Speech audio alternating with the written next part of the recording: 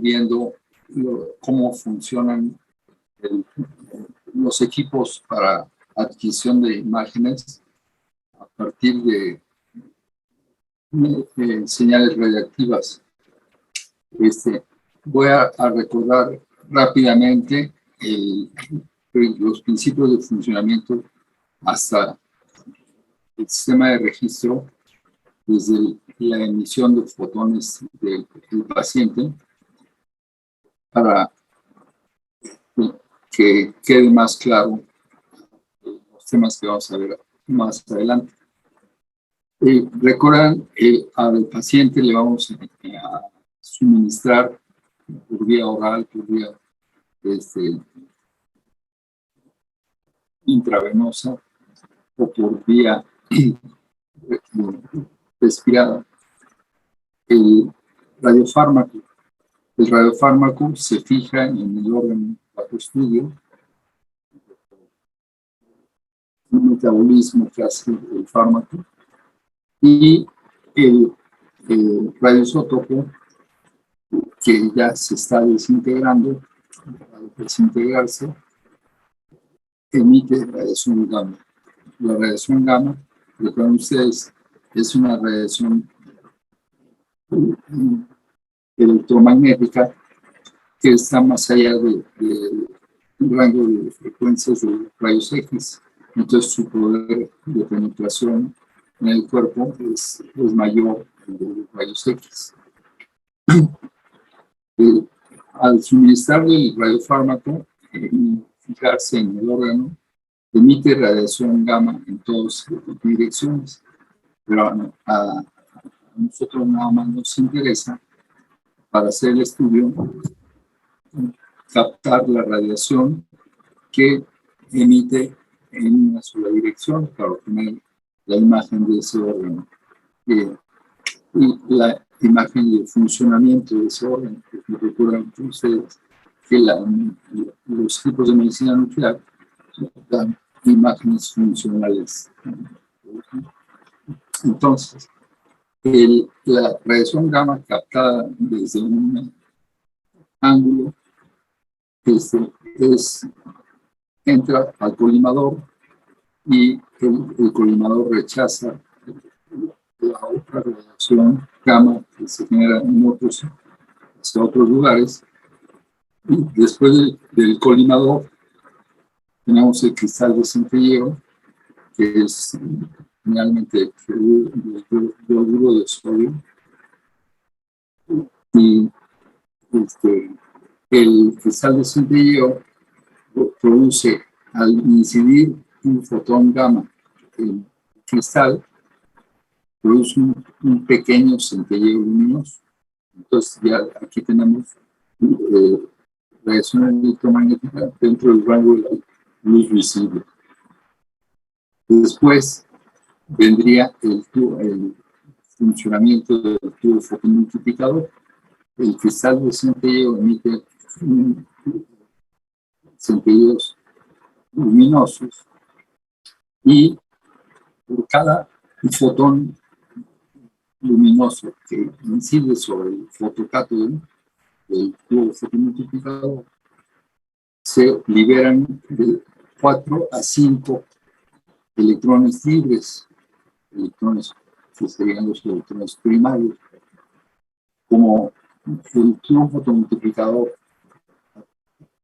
entre el cátodo y el ánodo, vamos a polarizarlo a través de sus dínodos con un voltaje de 1000 volts dividido en 10 partes, o sea, 100 volts entre dínodo y dínodo.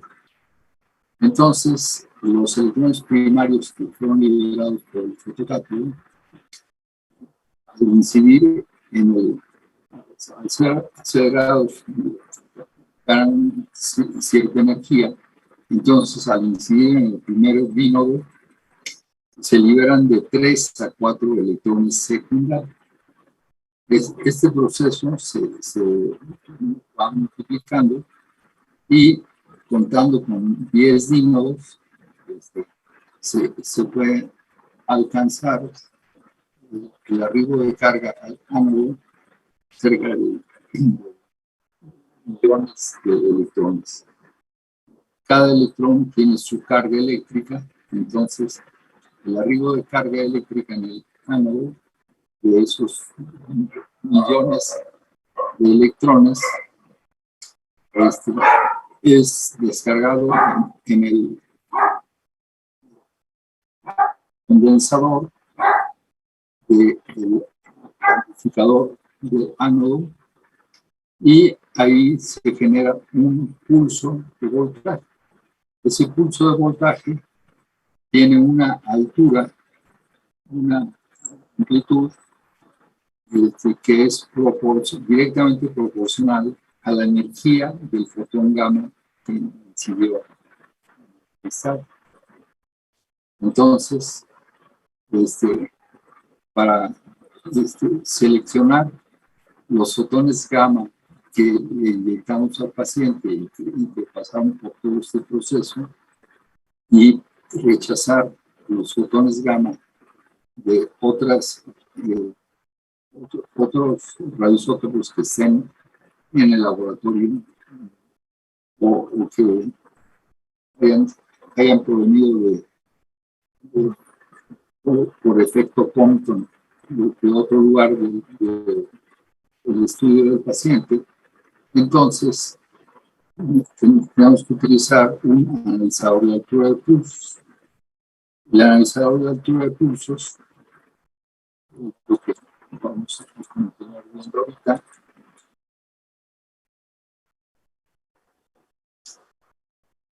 entonces el analizador de altura de pulsos va a recibir un pulso de voltaje.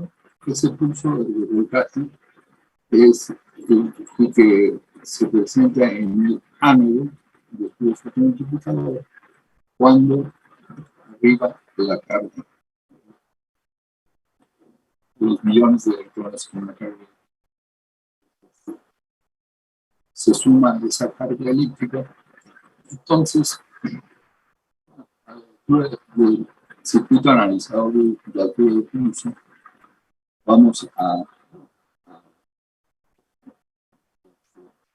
comparar la altura de ese pulso con un límite inferior del umbral y con un límite superior que estarían generados mediante un potenciómetro por el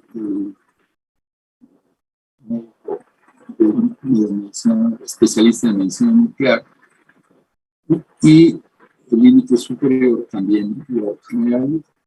Al ajustar el umbral y el límite superior, estarían ajustando en esta gráfica de espectro de energías la energía correspondiente al umbral inferior. Si la energía es proporcional a la amplitud en volts del voltaje de salida, entonces ese sería el límite inferior y ese sería el límite superior. Entonces, como les comenté, los médicos saben perfectamente dentro de todos los radiofármacos que utilizan cuál es su pico de emisión. El radiofármaco va a tener una emisión de fotones con diferentes energías, pero principalmente que emite fotones con la energía en su pico de emisión. Entonces, con el circuito analizador de pulsos, nosotros buscamos eliminar fotones gamma que hayan incidido sobre el cristal y el tubo fotomultiplicador, que no estén dentro de ese límite, del umbral del límite superior, o sea, dentro de esta ventana de voltajes Entonces, el analizador de lectura de pulsos va a generar a la salida un pulso de onda cuadrada procesable, un pulso PTL, y cuando el pulso de entrada, el pulso a la salida del amplificador del ángulo, tenga una altura intermedia entre el límite, el umbral y el límite superior. O sea, todos los fotones gamma que incidan con esta energía, con este tipo de energía, van a ser utilizados para obtener la imagen. ¿De acuerdo? Entonces, ¿qué sucede si los fotones no producen un voltaje más pequeño que el umbral? Pues no se genera a la salida un impulso. ¿Qué sucede si los fotones incidentes en el cristal y en el fotomultiplicador producen un impulso por encima del límite superior? Pues es también de un radio que no se interesa la imagen, entonces no va a producir la salida. Entonces, de esa forma, los médicos, al conocer ya de antemano el espectro de fármacos que van a utilizar, ajustan al estudio tanto el umbral como el límite superior para que su analizador de altura de pulsos produzca pulsos solamente cuando las energías estén dentro de esta ventana. ¿Sí? En esta gráfica del espectro vamos a obtener la energía en kiloelectronvolts. Los radiofármacos que se utilizan en medicina nuclear, los equipos de medicina nuclear, tienen energías que van entre 250 kiloelectronvolts y 350 kiloelectronvolts. Entonces son energías de mediana intensidad. La otra parte de la gráfica sería la otra parte de la gráfica del espectro de energías cuenta el número de fotones gamma detectados. ¿Sí? A eso los radiólogos que trabajan en medicina nuclear le llaman el número de cuentas. Entonces, este sería el número de cuentas correspondiente a cada una de las energías detectadas por el cristal y el tubo fotomultiplicador. ¿Sí? Entonces, a partir de ese principio de detección, de convertir fotones gamma a pulsos de voltaje y pulsos de voltaje que estén dentro de un rango de energías, una ventana de energías inferior y superior, ¿cómo vamos a obtener imágenes? Los primeros equipos de medicina nuclear que utilizaron ese principio de detección de multiplicadores y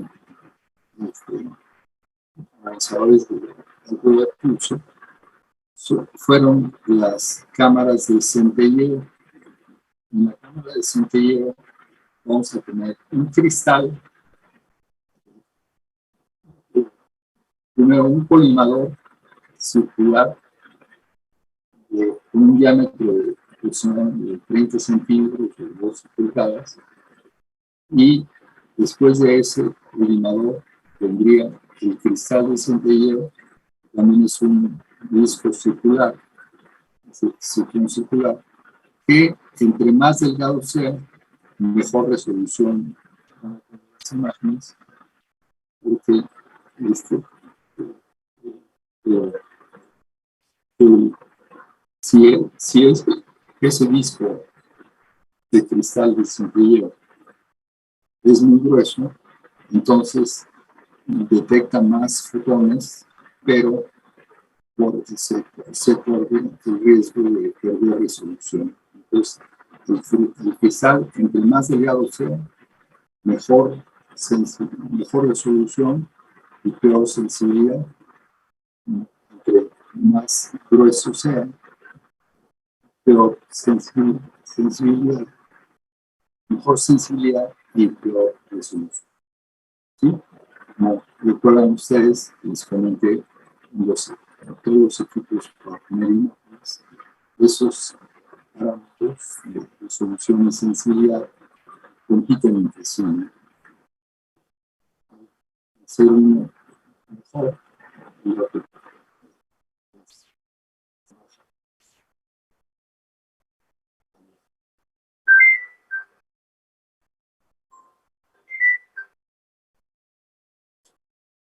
Perdón, Capricorn, te hablo dentro de media hora.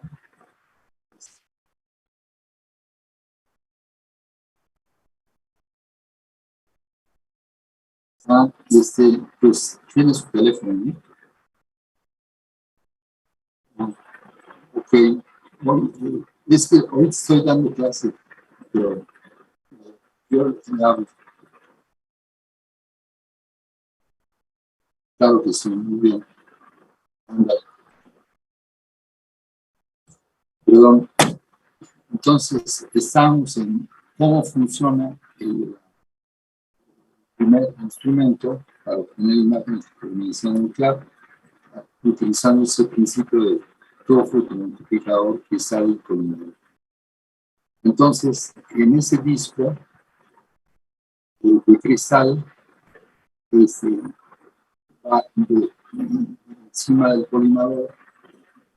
Después tendríamos todo un grupo de cristales colocados en una posición hexagonal. Las cámaras de centelleo o cámaras de ancho, fue un ingeniero estadounidense que diseñó la primera cámara de centelleo. Tenía solamente 7 tubos multiplicadores. Conforme hay se colocó otro hexágono de tubos multiplicadores y eso produce 19 tubos multiplicadores. Después se colocó otro hexágono de tubos multiplicadores. Después tendríamos 37 tubos multiplicadores y finalmente, aplicando el último hexágono, se alcanzan 61 tubos multiplicadores. Entonces, el cristal produce su centelleo luminoso y entonces, uno, por ejemplo, se produce el centelleo luminoso adelante de este tubo, en el cristal, en dirección a este tubo va a obtener un impulso de voltaje a la salida, pero también los adyacentes van a tener los impulsos. Entonces, la manera de localizar dónde fue el centelleo es, las coordenadas del centelleo es utilizando esa red resistiva entre los tubos multiplicadores. Obviamente, en el caso de 7 tubos multiplicadores, que sería la red resistiva es más o menos sencilla. En el caso de que tengamos 61 tubos multiplicadores, resistiva es mucho más complicado. Esa red resistiva está calculada de tal forma que al incidir un fotón en una parte del cristal, produce el centelleo luminoso, y ese centelleo luminoso va a producir el pulso de voltaje, y entonces la suma de todos los pulsos de voltaje que buscan los propiedades que están alrededor del punto de incidencia, van a producir 4 señales: la señal X menos, la señal X más, la señal Y más y la señal Y. Esas señales se conocen como las señales de posicionamiento. Entonces, son pulsos cuya amplitud va a ser, va a representar, va a servir para calcular la posición donde incidió. Si sumamos las 4 señales de posicionamiento, entonces vamos a poder obtener un pulso de una amplitud, y ese es el que vamos a comparar su amplitud de pulsos para aceptarlo a la rechazar. Si entra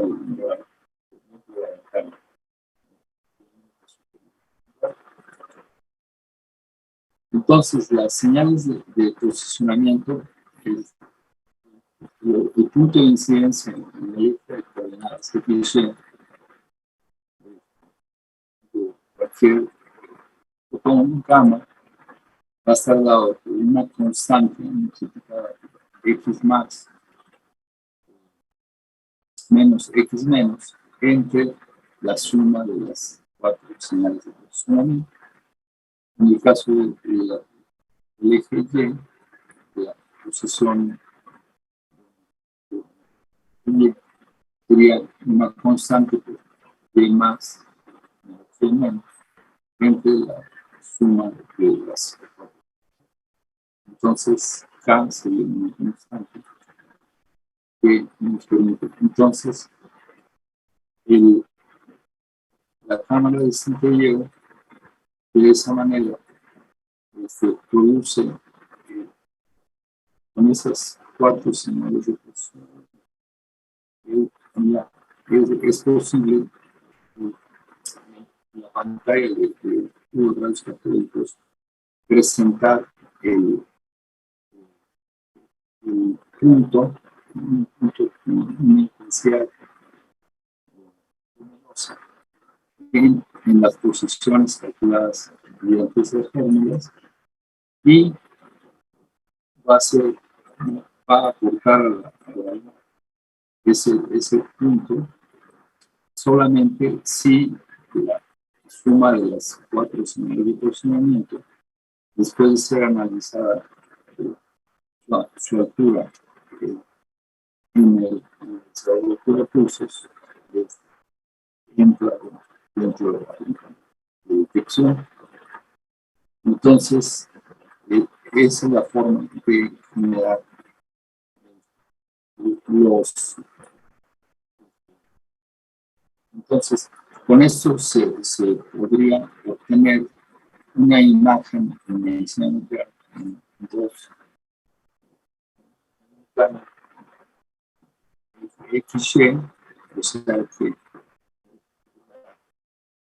el problema que tiene este método es que si va a generar imágenes sobrepuestas de los órganos, cuando queramos, por ejemplo, obtener la imagen de un hígado. Entonces también habría, también se produciría, a pesar de que el radiofármaco se fijó en el hígado, puede ser que sea fijado también en los adyacentes, y eso produce una imagen sobrepuesta al nivel. Entonces, solamente va a producir la cámara de centello una imagen en un solo plano. Entonces, si eso nos lleva entonces a obtener algo similar a la tomografía visual computarizada, pero con radioformas.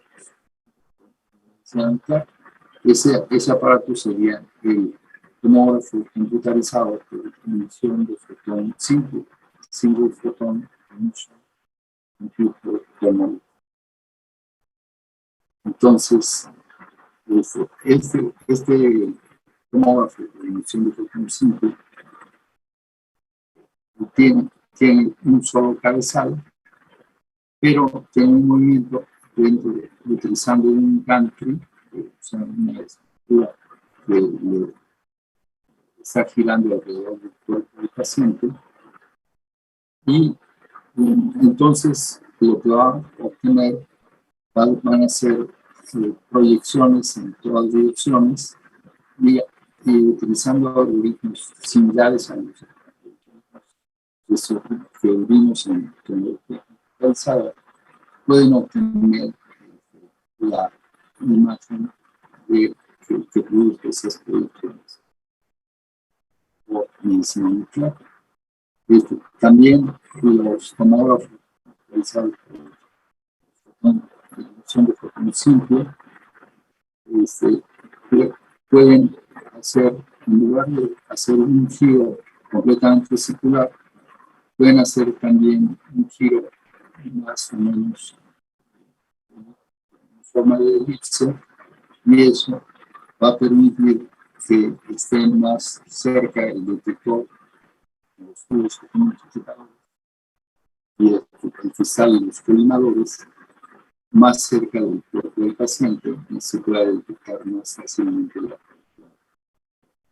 radiación. Entonces, en el tomógrafo de emisión de simple, en un cabezal, los sistemas están montados en estructuras móviles, gantries, que les permiten a la cámara de desviar 360 grados.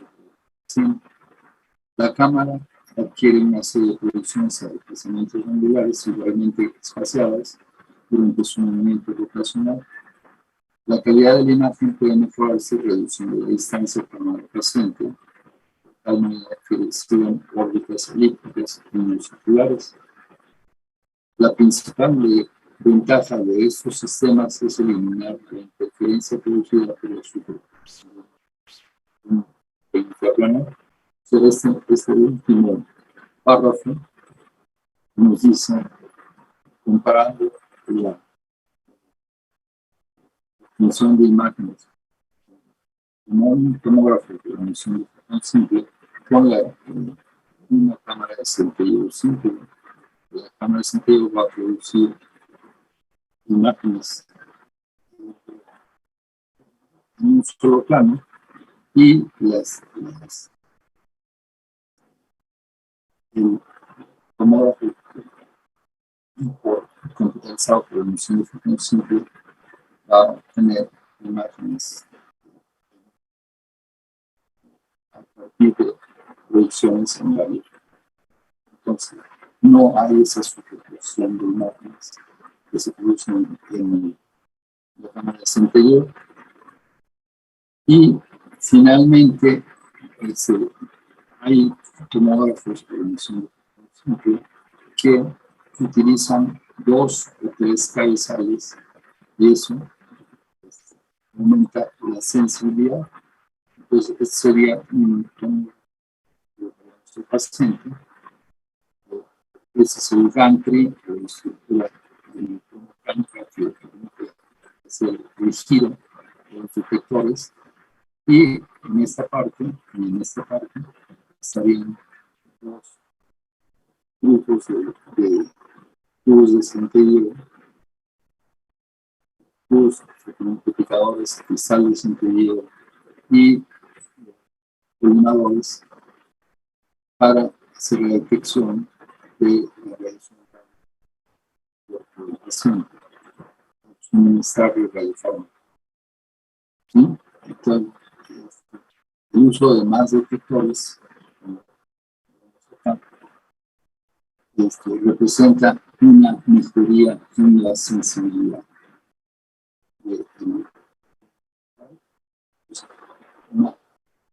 Detecta más fácilmente el radiofármaco. Entonces, eso permite utilizar menos dosis de radiofármaco. Y la parte es más sensible a la detección de sentido del radiofármaco. Entonces, con esto quedaría completo el tema de equipos para emisión de imágenes en medicina nuclear. El día de mañana vamos a ver un caso particular de medicina nuclear que es la tomografía por emisión de positrones.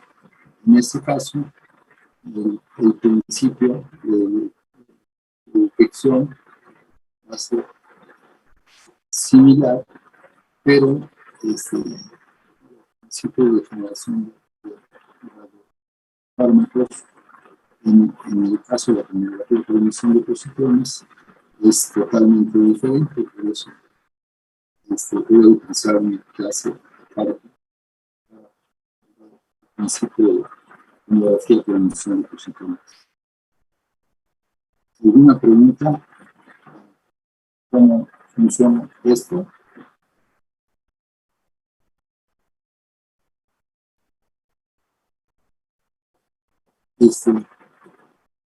¿Quedó claro cuál es la función del analizador de altura de pulso?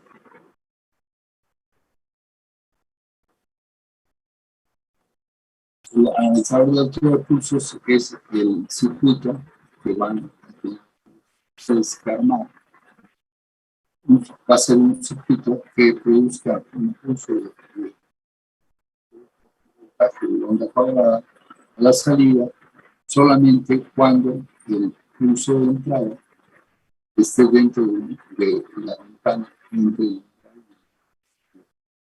Entonces, esto permite seleccionar el pico de energía del radiofármaco y descartar la incidencia de fotones gamma del fármaco que esté en el laboratorio o que esté en el cuerpo del paciente, pero no provenga directamente de la zona donde se quiere detectar. Entonces, esto sería el tema según la práctica de la. ¿Alguna pregunta?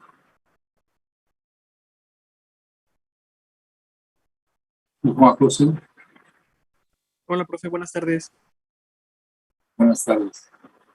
Oiga, profe, me disculpo por llegar tan tarde. Lo que pasa es que tuve que ir a la universidad y apenas voy llegando a la casa para tomar la clase.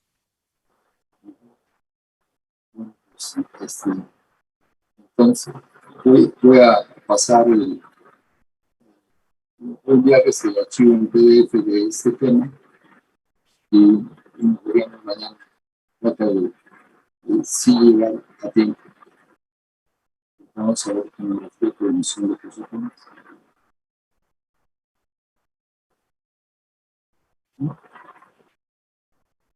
¿Alguna otra pregunta?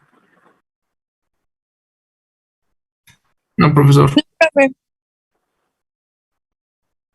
Bueno, muy bien, entonces, si no hay ninguna pregunta, ya nos veríamos el día de mañana. Yo les envío el archivo en PDF de esta sesión, ¿de acuerdo? Órale, muchas gracias, profe. Sí, profe, gracias. Sí, profe. Gracias, profe. Hasta luego, entonces. Hasta luego, profe, que esté muy bien. Hasta mañana. Hasta mañana, profe. Hasta mañana, Andrés. Hasta luego.